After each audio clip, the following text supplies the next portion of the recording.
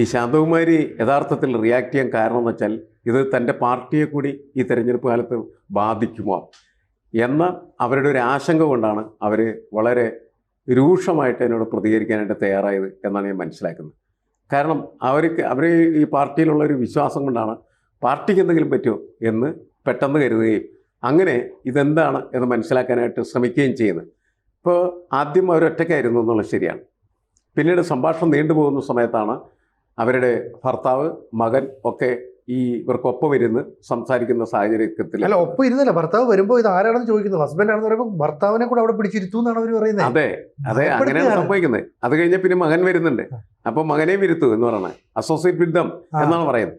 അങ്ങനെ എല്ലാവരും ഒരുമിച്ച് ഇരിക്കുന്ന സമയത്ത് ഈ സംഭാഷണം കുറേ കൂടിയൊക്കെ തീവ്രമായിട്ട് ഇവരെ ഭയപ്പെടുത്തുന്ന തരത്തിലേക്ക് മാറുന്നുണ്ട്.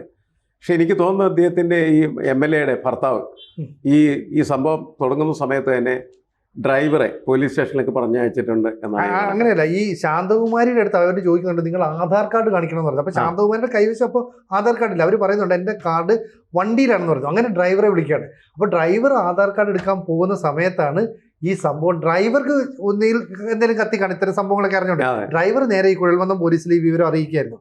അങ്ങനെ കുഴൽമന്ദം പോലീസിനെ അറിയിച്ചത് കൊണ്ട് ഒരു പക്ഷേ ഇത് പൊളിഞ്ഞതായിരിക്കാം. കൂടുതൽ വാർത്തകളും വിശേഷങ്ങളും നിങ്ങളിലേക്ക് എത്താൻ ABC മലയാളം സബ്സ്ക്രൈബ് ചെയ്യുക, ബെൽ ബട്ടണും അമർത്തുക.